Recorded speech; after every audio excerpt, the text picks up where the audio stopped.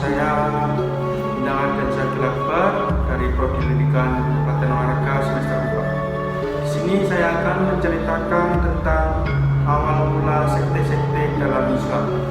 Sepeninggal Nabi Muhammad SAW pada tahun 632 Masehi, umat Islam menghadapi tantangan besar dalam menentukan pemimpin yang akan melanjutkan kepemimpinan umat. Melalui masyarakat di Saqifah Bani Sa'idah, Abu Bakar As-Siddiq dipilih sebagai khalifah pertama.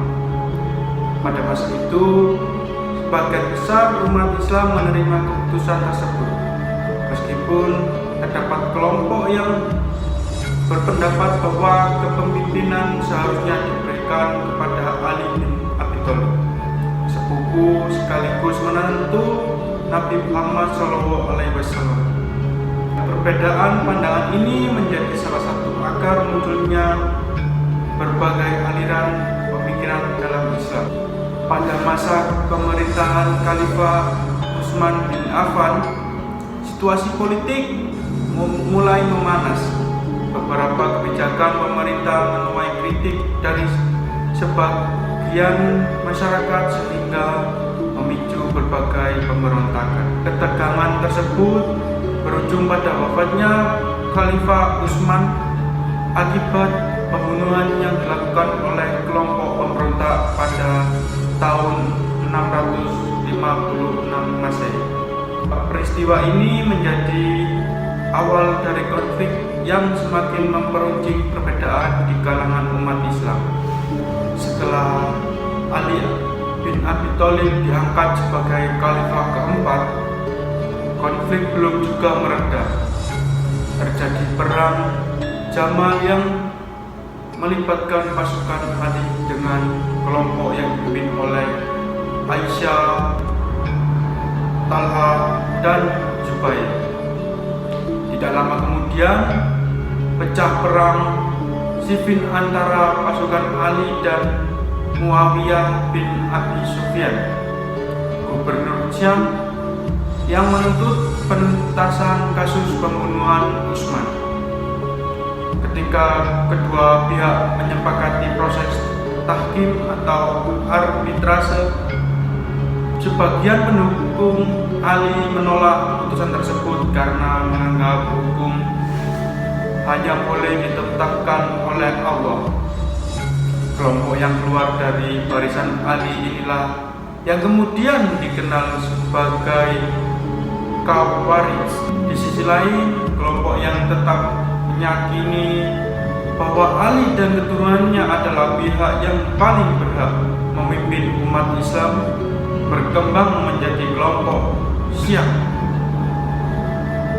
Mereka memandang kepemimpinan umat merupakan hak keluarga Nabi Muhammad SAW yang diwariskan kepada Ali dan para keturunannya.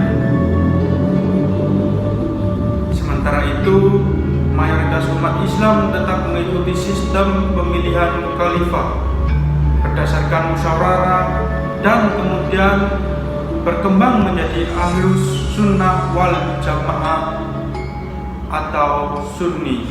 Seiring berjalannya waktu, perbedaan yang pada awalnya bersifat politik berkembang menjadi perbedaan dalam bidang teologi, hukum, dan pemikiran. Muncul pula berbagai aliran lain seperti Murji'ah yang menekankan penangguhan penilaian terhadap pelaku dosa besar kepada Allah, Mu'tazilah yang mengedepankan penggunaan akal dalam memahami ajaran agama, serta Asy'ariyah dan Maturidiyah yang berusaha menyeimbangkan antara dalil wahyu dan akal dalam pembahasan akidah. Meskipun lahir dari latar belakang sejarah yang berbeda-beda, setiap aliran memilih pengaruh dalam perkembangan pemikiran Islam. Perbedaan tersebut menjadi bagian dari dinamika secara umat Islam yang dipengaruhi oleh kondisi sosial, politik, dan intelektual pada masanya. Oleh karena itu, mempelajari secara lahirnya sekte-sekte dalam Islam hendaknya dilakukan secara objektif dan bijaksana agar dapat memahami konteks sejarah tanpa menimbulkan sikap saling menyalahkan. Dengan demikian, umat Islam dapat mengambil pelajaran bahwa persatuan, dialog, dan saling menghormati merupakan nilai penting dalam menjaga keharmonisan di tengah keberagaman pandangan.